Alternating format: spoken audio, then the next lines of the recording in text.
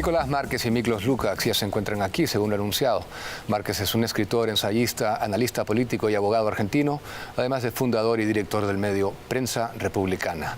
Es autor de 15 libros, entre ellos El Libro Negro de la Nueva Izquierda. Por su parte, Lukács es un intelectual, docente e investigador peruano, autodefinido como un pensador antiglobalista, que ha denunciado el nuevo orden mundial y es una de las voces más activas en contra del progresismo internacional y la dominación de ciertas compañías transnacionales. Bienvenidos a esta mesa.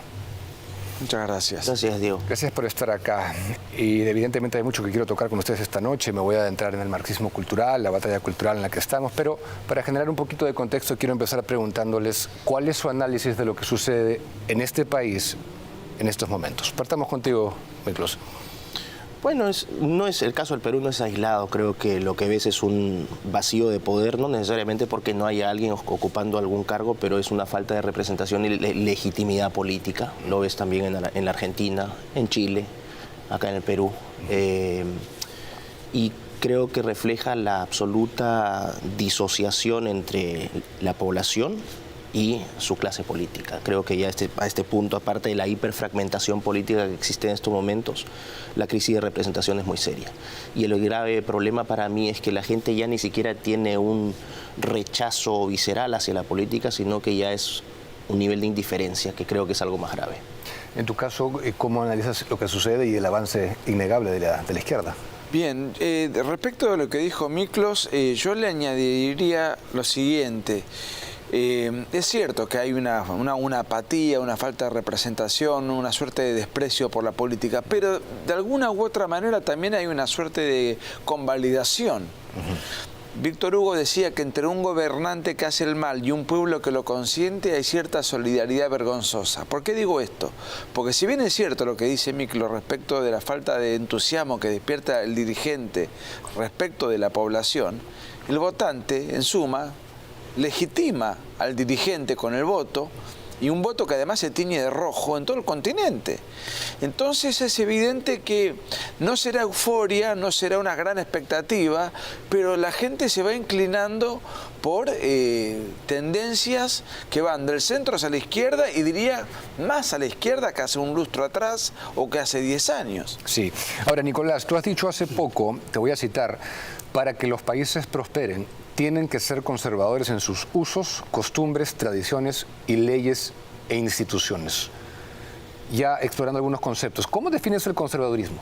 ¿Qué es ser conservador? Bueno, yo quiero aclarar una cosa. Eso lo dije por, no sé dónde lo sacaste, pero sospecho que con el siguiente contexto. Para que los países prosperen se necesita inversión privada local o extranjera. Nadie va a invertir en un país imprevisible. Un país que cambia sus usos, sus leyes, sus costumbres, su constitución, o sea, sino que va a lugares donde hay una previsibilidad. El tipo hace un cálculo de negocio, analiza los pros, los contras y arriesga.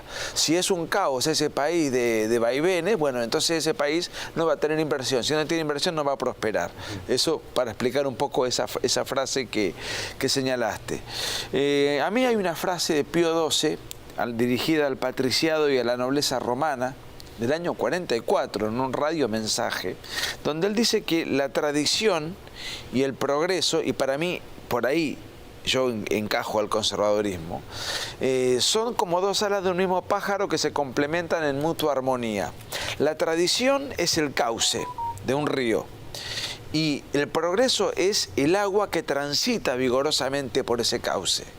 Si no hubiese un cauce, habría una suerte de maremoto, una situación caótica. Y si no hubiese un río y solamente tuviésemos el cauce, estaríamos en un inmovilismo. Entonces el conservadurismo es esa simbiosis entre la tradición y el progreso, según la interpreto yo, conforme a esa definición que me gusta mucho. La vez pasada que te entrevisté abordamos este tema también del conservadurismo. ¿Se oponen al cambio los conservadores? No, el conservador es en esencia reformista. Ese es el gran problema. Existe una profunda ignorancia cuando alguien dice que el conservador se opone al cambio. Es que no conoce lo que es el pensamiento conservador. El conservador lo que propone es un cambio, pero cambios graduales. No se opone al cambio. Aquello que no funcione tiene que ser corregido. Aquello que funcione tiene que ser conservado, ¿no? Pero la diferencia con los procesos revolucionarios es que las revoluciones, tanto de revoluciones de izquierdas, ¿no? como de derechas, las revoluciones no llevan al cambio sino a la destrucción, y la destrucción no es cambio, las revoluciones destruyen. Ese es el problema. Ok, entonces otra manera de plantearlo sería que el conservadurismo avala el cambio, no son inmovilistas. Por supuesto. Pero sin olvidar ciertas costumbres, ciertas bases fundamentales de la sociedad. Es que ese es el punto. Hoy existe un desprecio por todo lo pasado. Existe una veneración de lo nuevo y un desprecio por la historia, por lo que te da lo que nos legaron. Y ese creo que es un gran error, porque y aquí ni siquiera tendrías que asumir una posición conservadora, sino una posición de sentido común. Es que nosotros también somos lo que fueron nuestros antepasados, lo que son nuestros padres, nuestros abuelos. Nosotros hemos legado algo y no podemos entendernos sin ese contexto. Entonces el conservador dice, no despreciemos el pasado con esta veneración de lo nuevo, sino que el pasado nos va a dar lecciones, nos va a dar experiencias que podemos utilizar para cuidar lo que tenemos, o lo que nos es valioso, y cambiar aquello que no es bueno. Entonces, creo que ese es el balance. ¿Se ha impuesto un facilismo a la hora de abrazar lo nuevo sencillamente porque es nuevo y odiar lo antiguo porque es antiguo nada más? Hay un pensador francés de primera mitad del siglo XX, Maurras. Difícil de conseguir textos de él, ¿eh? Es difícil de conseguir textos de ellos, pero yo tengo 2 libros, por lo menos con los cuales me he ilustrado, y particularmente en uno que se llama Mis ideas políticas. Él habla de un concepto que es coincidente con uno de los mejores videos que he visto pedagógicos del gran Miklos, que él habla del empirismo organizador. ¿De qué se trata? Se trata de tomar lo que la experiencia, sobre todo la experiencia ajena, o sea, y la propia también, pero si es ajena mejor, porque nos evitamos un paso. Se trata de tomar aquello que la experiencia nos ha demostrado que es bueno y fecundo. Y ahí vamos armando y construyendo y perfeccionando.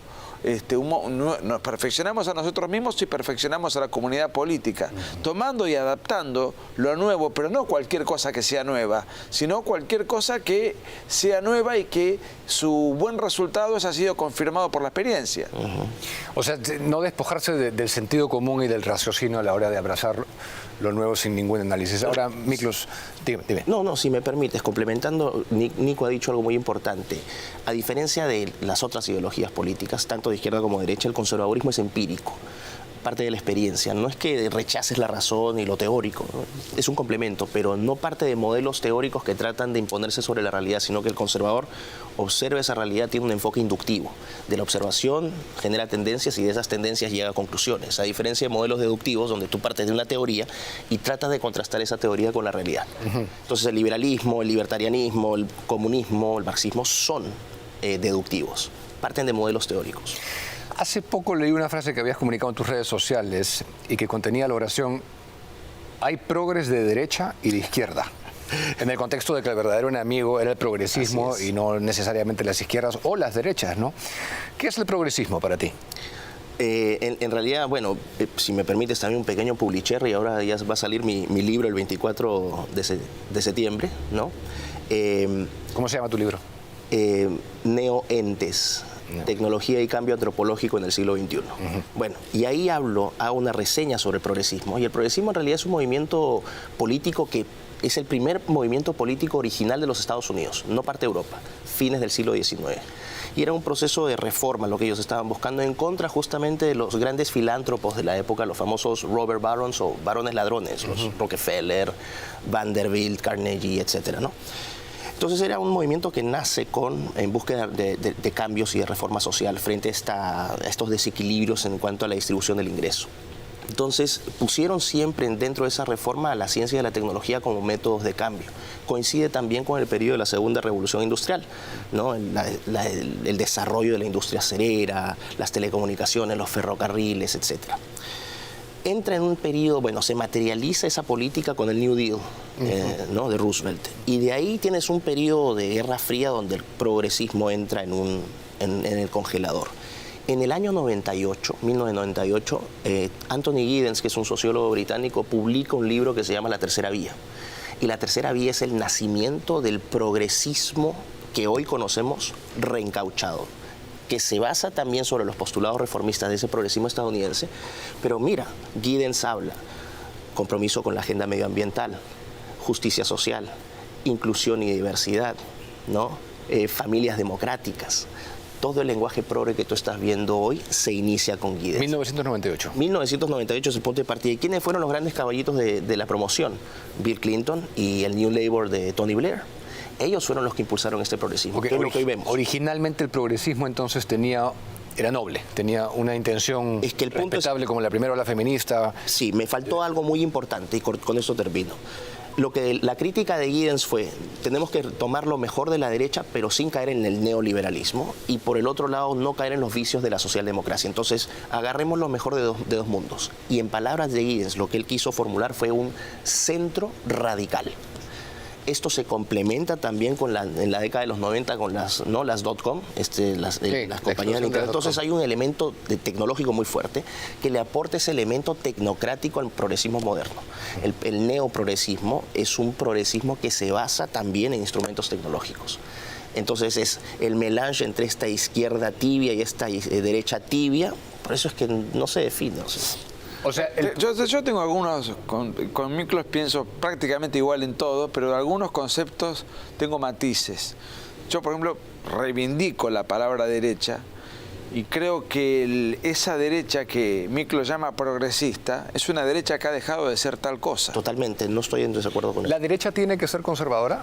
Es conservadora. La derecha, y a mi juicio, no sé si Miklos coincidirá con esto o no, pero a mi juicio la derecha y el conservadurismo son prácticamente sinónimos en términos políticos. Ahora, me van a decir, bueno, pero el Partido Popular de España, la Renovación Nacional y la UDI en Chile, el Centro Democrático colombiano, el macrismo en Argentina. Bueno, esos son falsas derechas, que algunos de esos partidos en alguna época hayan sido de derecha, pues bien, pero han dejado de serlo, y como han dejado de serlo, aflora Cast en Chile, aflora Vox, afloran otras expresiones que se desmarcan del bipartidismo tradicional, porque lo que en algún momento fue derecha, hoy es sencillamente un partido que se arrodilla a la agenda cultural progresista y solamente tiene matices en asuntos económicos.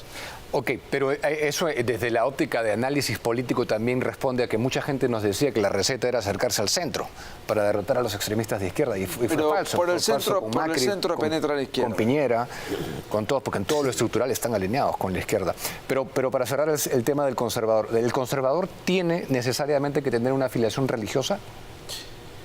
No, para mí no. Hoy cité a Morraz decía, soy ateo pero católico. O sea, él adhería al cristianismo y a la tradición cristiana como un conjunto de ideas muy válido, pero él no era un hombre de fe, por ejemplo, y nadie puede decir que Morraz no era de derecha. Sí, ahora, cuando hablamos de progresismo, todo esto ha implicado cambios muy fuertes en nuestra sociedad, ¿no? Algunos como los que hemos elaborado en nuestro informe de esta noche sobre ideología de género y el lenguaje inclusivo que quiero abordar, que es algo que yo siempre he cuestionado porque no siento que se haya dado, bueno, no se ha dado de un modo espontáneo entre las gentes, ¿no? Sino siento que ha sido un mandato político, burocrático, de influencias. ¿Cómo interpretan esos dos fenómenos ustedes? ¿Cuál? ¿El del lenguaje? Ideología de género, enfoque de género y lenguaje inclusivo. ¿Querés empezar vos? Bueno, está bien. Creo que es parte de algo más complejo.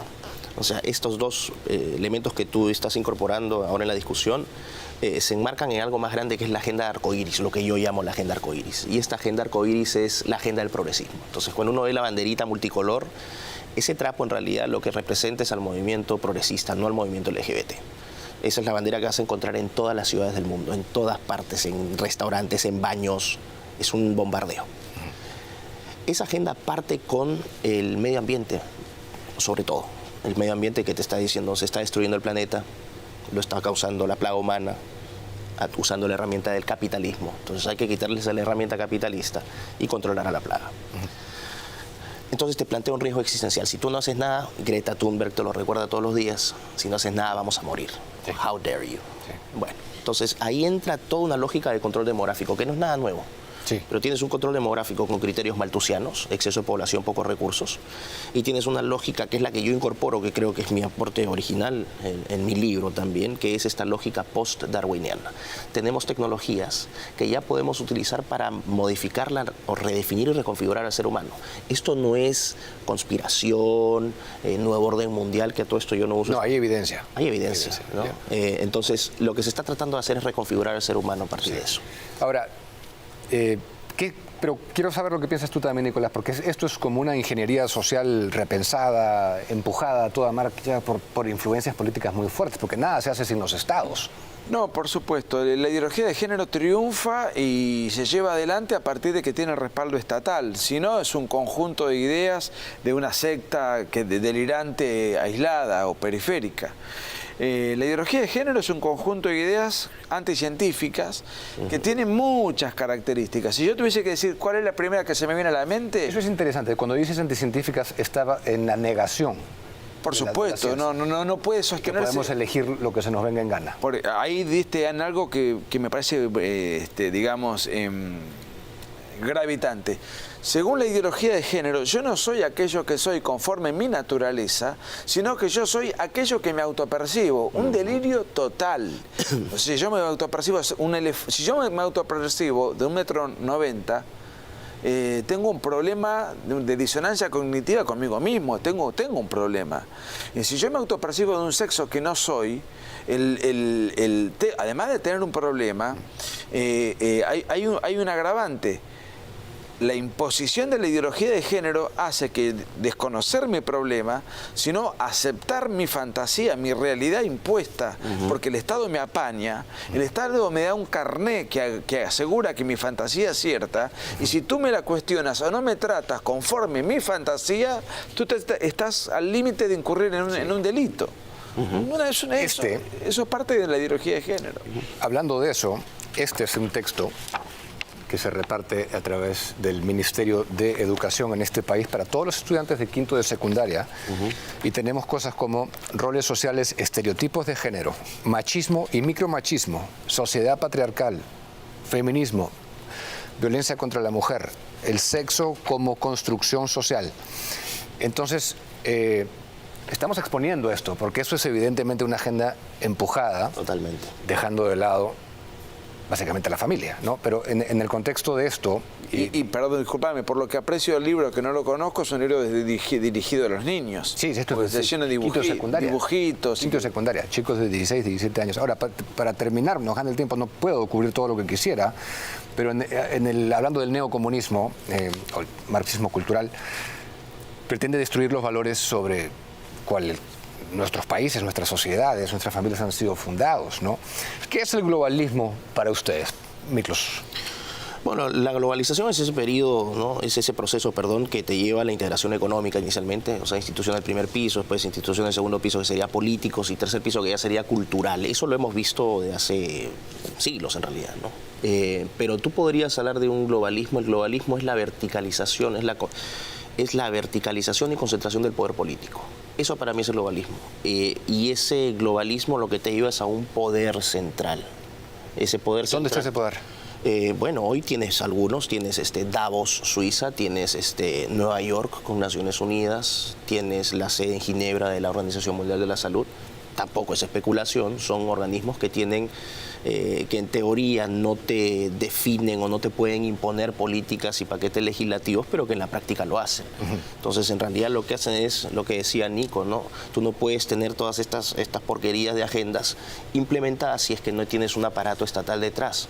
Pero resulta que todos los estados reciben el paquete estandarizado. Ya los procesos de debate, de legislación... O sea, mandatos. Totalmente. Porque si no te sometes, bueno, puede haber sanciones, quién sabe, ¿no? Entonces, a mí me resulta eso ya, me dicen, ¿dónde está la prueba? La prueba para mí, concreta e irrefutable, es que teniendo casi 200 países, 190 y tantos, vamos a pensar solamente en el hemisferio occidental, ¿ok? Que todos estos países que tienen realidades completamente distintas, climas distintos, culturas, problemas distintos, todos estén absolutamente estandarizados con él. Eso para mí esa es evidencia irrefutable. Sí. Y para Nicolás, tú también sobre el globalismo puntualmente. Bien, yo creo que una cosa es la globalización y otra cosa es el globalismo. Si entendemos la globalización como la posibilidad de interactuar bienes, servicios, importar, exportar con libertad... naturalmente, que sea de un modo natural. Claro, yo en eso estoy de acuerdo porque estoy a favor de la libre empresa. Ahora, el globalismo es... A ver, es la versión moderna de lo que en el siglo pasado se llamaba internacionalismo, que era lo que abrazaba el marxismo. Por eso, para simplificar, y esto no sé si nos dan los tiempos, muchos le llaman a esto marxismo cultural. Pero que técnicamente sería un poco extraño hablar de marxismo cultural cuando el marxismo es esencialmente materialista. Sí, o sea, pero como definición política, lo que hoy se llama marxismo cultural, para mí es, digamos, representado por lo que es el globalismo, que es la nueva forma de lo que se denominó en un momento internacionalismo, que era algo... es un bien propio del lenguaje marxista del siglo pasado. Y yo creo que con tener la conciencia de que esto está pasando y comunicárselo a las nuevas generaciones, avanzamos mucho. Que perfectamente sintetizado lo que tú has dicho en el materialismo dialéctico de Marx, pero con exponerlo hacemos grandes avances porque es innegable que la herencia gramsciana y todo esto ha avanzado, eso no lo podemos negar. Acá estamos tratando de dar la batalla cultural, justamente. Claro, yo, digamos, a ver, el aporte de Gramsci, el aporte de la Escuela de Frankfurt, el aporte de Foucault, el aporte de diversos ideólogos, bueno, Miklos mencionó un poco los orígenes de todo esto, pero durante el siglo XX hubo muchos ideólogos que pensaron todo esto casi en guetos académicos, en ateneos, en grupos de pensamiento abstracto reducidos, no dirigidos al gran público. Y ahí está la importancia de los intelectuales. En un momento determinado eso hace eclosión y llega al gran público después de un proceso de maduración. El problema de la derecha es que durante el siglo XX los únicos intelectuales que tuvo eran economistas, o por lo menos eran pensadores del economicismo. Al no tener pensador, no tener sociólogo, no tener filósofo, no tener artistas, intelectuales, bueno, grandes pensadores de la comunicación, literatos o lo que fuere. Bueno, pero ahora los estamos jalando más y más para este lado. Quiero terminar pidiéndoles que puedan brindar un mensaje a los jóvenes de este país, tanto a Nicolás como a Miklos. Yo le diría a los jóvenes que se rebelen contra el sistema, contra el establishment, que no le crean a lo que le dice el profesor, que no crean a lo que dicen los diarios del sistema, que no les crean a los que tengan criterio propio, que la mejor manera de rebelarse es buscar un criterio propio. Que desacralicen la autoridad, porque hoy la autoridad es hegemónica, es progresista y es transversal y transnacional. Bien. Complemento lo que ha dicho Nico, pero yo creo que no existe nada más terrible que ser esclavo de ideas ajenas. El conocimiento es poder. Y los jóvenes hoy se encuentran en una encrucijada porque, como bien dijo Nico, ¿no? Se les vende una idea, se apela mucho a su sentimiento, a su emoción. Como diría Hume, ¿no?